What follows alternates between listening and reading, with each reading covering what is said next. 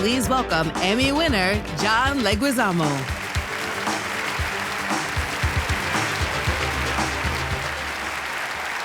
Yo, what's up?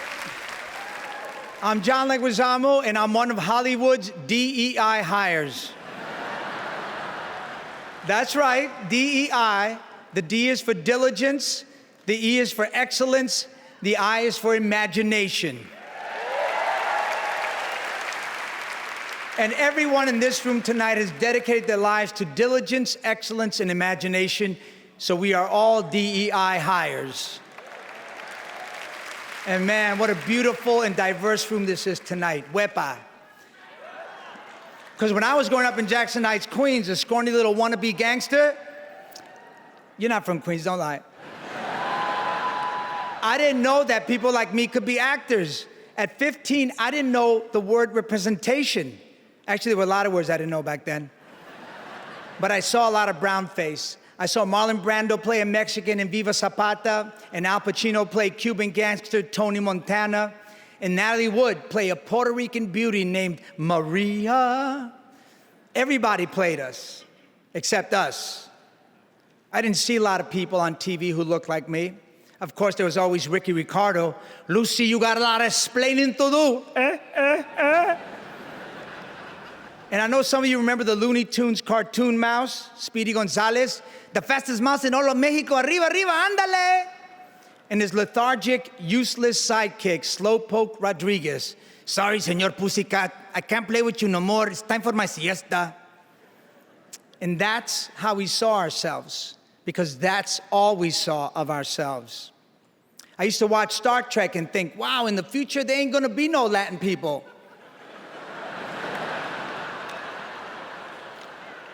But at least then the food will suck. And for years, I didn't complain about the limited roles my people were offered. The spicy sex pot, the Latin lover, the maid, the gangbanger. Turns out not complaining doesn't change anything. Thank you.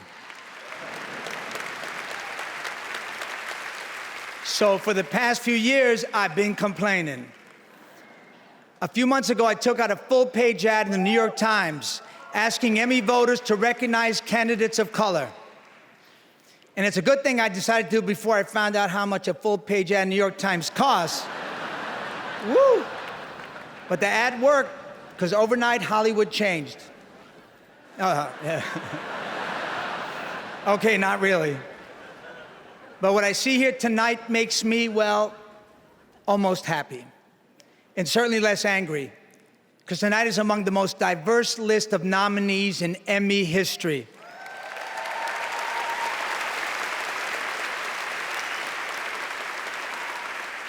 And I see lots of my incredibly talented Latinx brothers and sisters. Selena Gomez is nominated for Only Murders in the Building. And she's been carrying Steve Martin and Martin Short for 3 whole seasons. Sofia Vergara is nominated for Griselda. Dale, homegirl. Issa Lopez is being recognized for True Detective Night Country,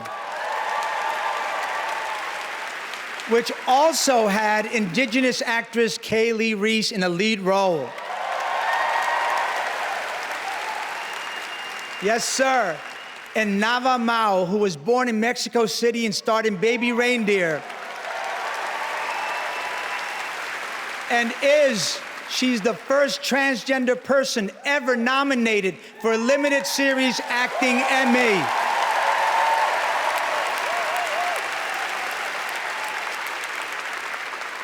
Also, my pal Liza Colon Zayas, vaya. She won for The Bear, the charming story of white people who are obsessed with Michelin stars and making kale taste good. That's 5 Latinx nominees being honored tonight. 6 if you count Mark Cuban from Shark Tank. What, his last name is Cuban, that counts? Come on. And here's another sign of progress. Right after I took that ad in the New York Times, Academy members elected the first ever Latino chair, Mero Mero Chris Abrego. You're welcome, Hollywood. I did it. Actually, John, Chris Abrego was elected chair of the Television Academy in November 2023, which was 8 months before your ad. Yeah, whatever.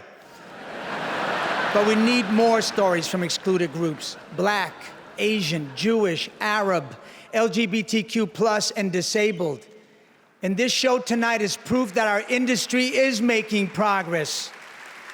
So I am delighted to introduce you someone who's committed to protecting and fostering that progress. Please welcome the chair of the Television Academy, Chris Abrego.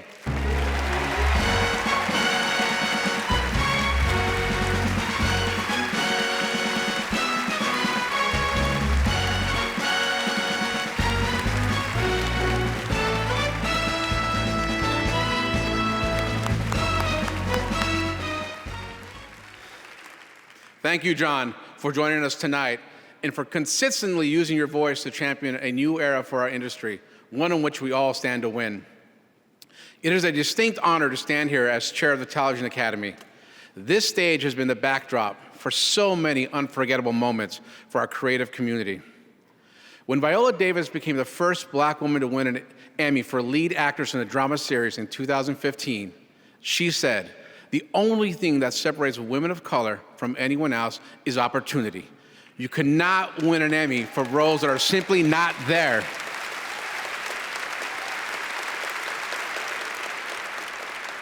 That stayed with me.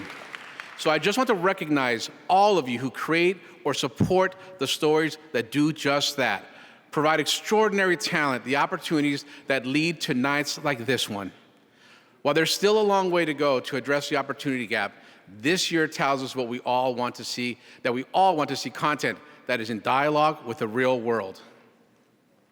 And that when outstanding inclusive content is greenlit and then given the budget and support required for success, Academy members will find it and reward it. I agree. The Academy is committed to supporting an industry that represents the diversity of its audience, from convening industry-wide conversations that drive inclusion, to nurturing rising talent, to supporting aspiring professionals through programs like the Bob Bennett Future Leaders, named in the honor of legendary television executive Robert M. Bennett. Today, our Academy is stronger than ever. As of tonight, we are 25,829 members. That's the largest the Academy has ever been. And I celebrate each of you. And now, to present the Television Academy Governor's Award, please welcome Joshua Jackson and Emmy nominee Matt Bomer.